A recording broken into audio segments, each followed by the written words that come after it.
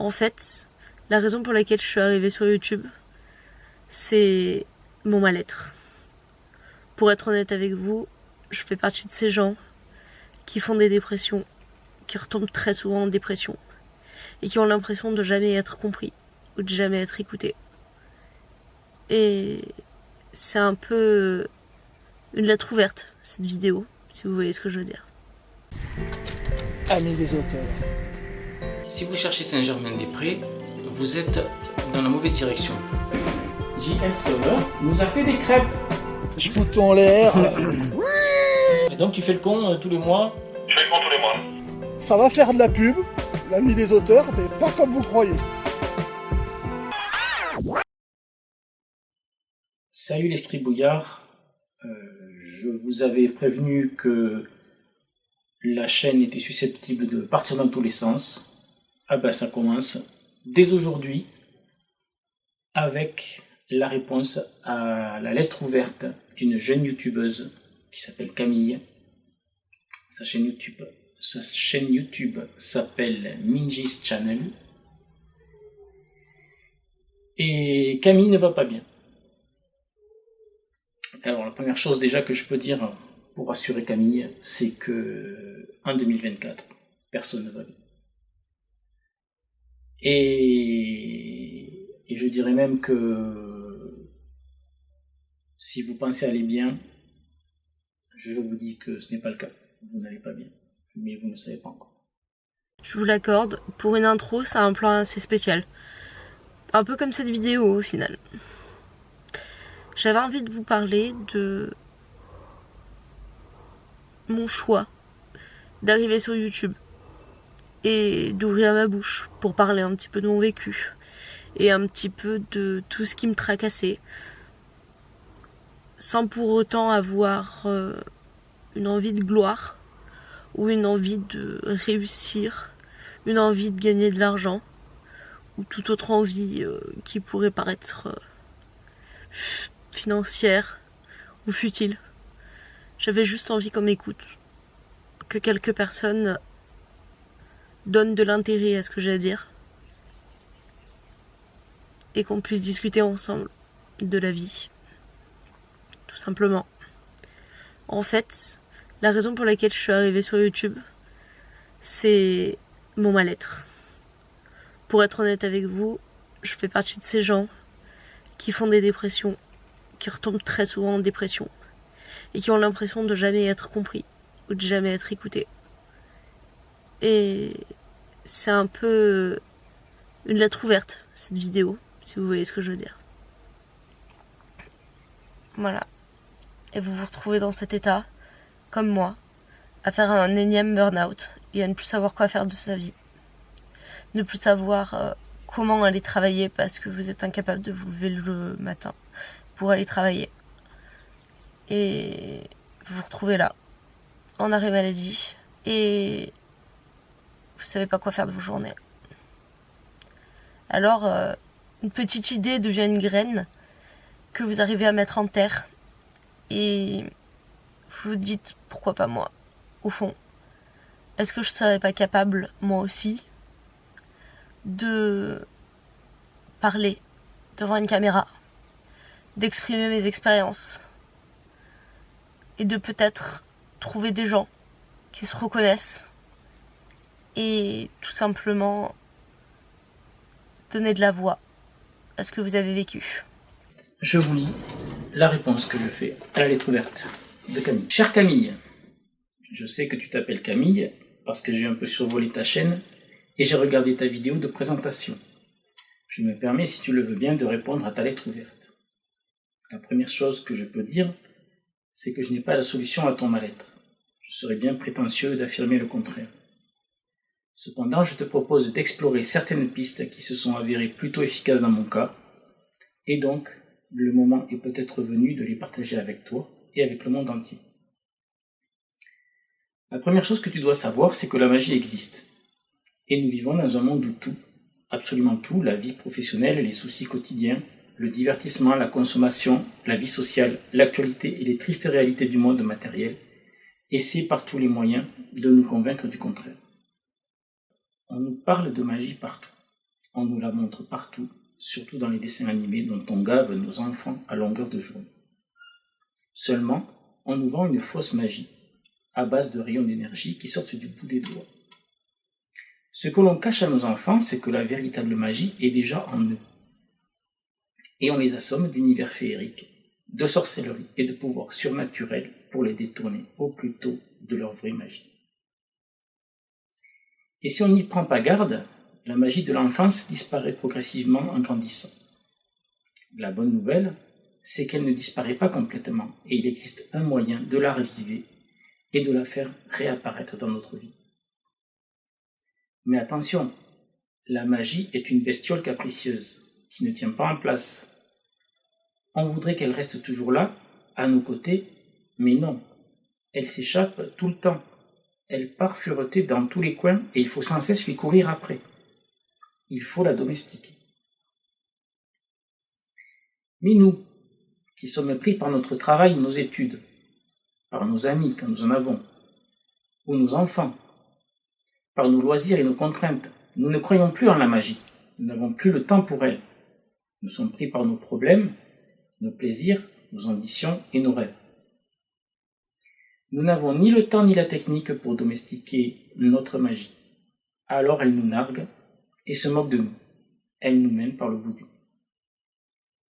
Et le drame, c'est qu'il faut que notre vie nous fasse chuter pour que notre magie ait pitié de nous et cesse de s'amuser pour venir nous aider à nous relever. Je sais ce que tu vas me dire, Camille. Tu en es déjà à ton énième burn-out et tu n'as pas l'impression que ta magie ait fait quoi que ce soit pour toi. Oui, mais toi, qu'as-tu fait pour elle? As-tu seulement essayé d'entendre ce qu'elle te dit? Parce que oui, elle te parle. Elle hurle même. Et ce n'est pas sur Netflix ou dans les jeux vidéo que tu la trouveras. Tu y trouveras une forme de magie, certes, qui s'apparente de près ou de loin à de la magie noire, mais tu n'y trouveras pas la véritable magie, celle de l'esprit créatif, celle de l'esprit créateur. L'ouverture de ta chaîne YouTube est un bon signe. Tu commences à entendre l'appel de la magie créatrice.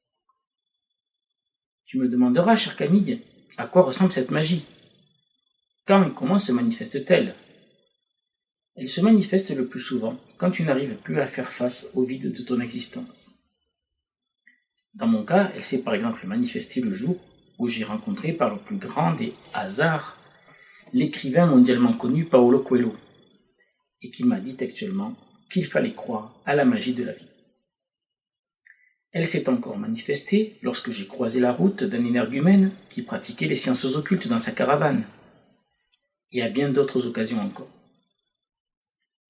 Elle se manifeste surtout lorsque j'écris, lorsque je dessine, lorsque je crée de la musique ou que je fais de la vidéo. La magie créatrice s'exprime lorsque je fais appel à elle, lorsque j'ai besoin d'elle. Elle peut se manifester dans la nature, dans un lieu de culte ou dans les pages d'un livre. Elle peut surgir au détour d'une rue, au milieu de la foule ou dans la solitude absolue. Celui qui en a fait l'expérience la cherche partout et la traque sans relâche. Souvent, il croit que la magie l'a abandonné et se demande pourquoi. Certains appellent cette magie muse ou encore inspiration. Cette magie qui prend parfois la forme de ce que Carl Jung appelait synchronicité. Je pourrais aussi bien l'appeler Dieu. Cependant, vu que Dieu est pour ainsi dire un gros mot de nos jours, je continuerai d'employer le mot magie pour ne choquer personne et pour ne pas déclencher de polémique théologique. Alors si j'ai un seul conseil pour toi, Camille, et pour tous les gens qui connaissent la dépression ou le burn-out, c'est celui-ci. Apprends à trouver la magie dans ton existence. Pour te donner des chances d'y arriver, entoure-toi de silence. Affronte ton vide intérieur, même si c'est difficile et douloureux. Si tu y arrives, je suis persuadé que tu trouveras la magie et que tu sauras la reconnaître. Cette magie ne réglera peut-être pas tes problèmes, mais elle te donnera la force de les affronter. Voilà, chère Camille, la réponse que je souhaitais faire à ta lettre ouverte. Je n'ai pas voulu faire trop long, parce que je n'aime pas parler pour ne rien dire. Je te souhaite la bienvenue sur YouTube, et j'espère que tu y trouveras ta voix, celle qui t'ouvrira les portes de ta magie. Que la magie te bénisse. Au fond, j'ai que 43 abonnés. Mais si mes vidéos parlent à ces 43 personnes, et si j'étais capable de les aider dans leur quotidien, de les faire sourire, de leur faire passer un bon moment avec moi, c'est un peu cette philosophie que j'ai. Et je me dis que peu importe le nombre de personnes qui seront capables de regarder mes vidéos, ou qui tomberont dessus, qui seraient capables de les aimer, qui seraient capables de les comprendre,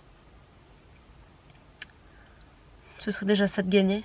Si je suis capable de rendre heureux des gens, plus heureux que ce que je ne le suis actuellement, je trouve que c'est un pari gagné. Donc, suivez-moi dans mon aventure. Et je serai la plus heureuse du monde.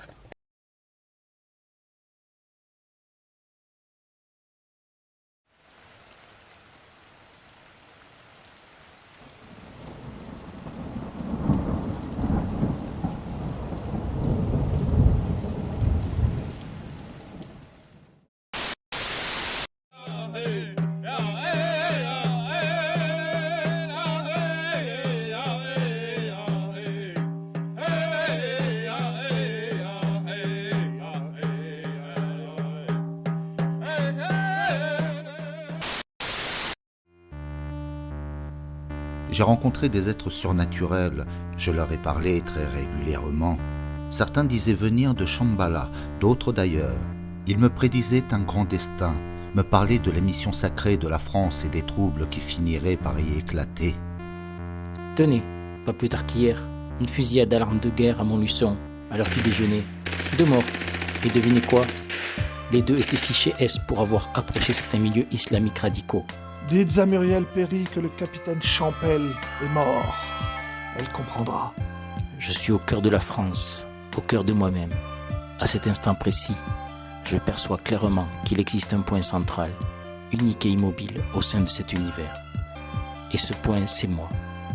Alors je ne bouge plus, je reste figé. Cela ne m'est jamais arrivé avant, je n'ai jamais rien ressenti de tel. Je suis là où je dois être, maintenant comme de toute éternité. Je suis sur le chemin. Je ne sais plus ce que je dois croire. J'entends parler d'une ville souterraine. Je vois mes amis tomber comme des mouches. Je ne sais même plus si je dois encore faire confiance à mes supérieurs ou à l'État français. Je suis perdu. Egon et Franck arpentent en silence les contreforts du pic de Bugarache, tous 2 perdus dans leurs réflexions. Levant les yeux, ils remarquent alors 2 aigles magnifiques, évoluant majestueusement en cercle parfait, couvrant de leurs ailes et de leurs regards perçants le chaotique théâtre des opérations. C'est de la magie, ce truc que je ne comprendrai jamais, ce truc que l'on appelle magie précisément parce qu'on ne le comprend pas. Qu'on n'y croit pas, on est juste obligé de faire avec.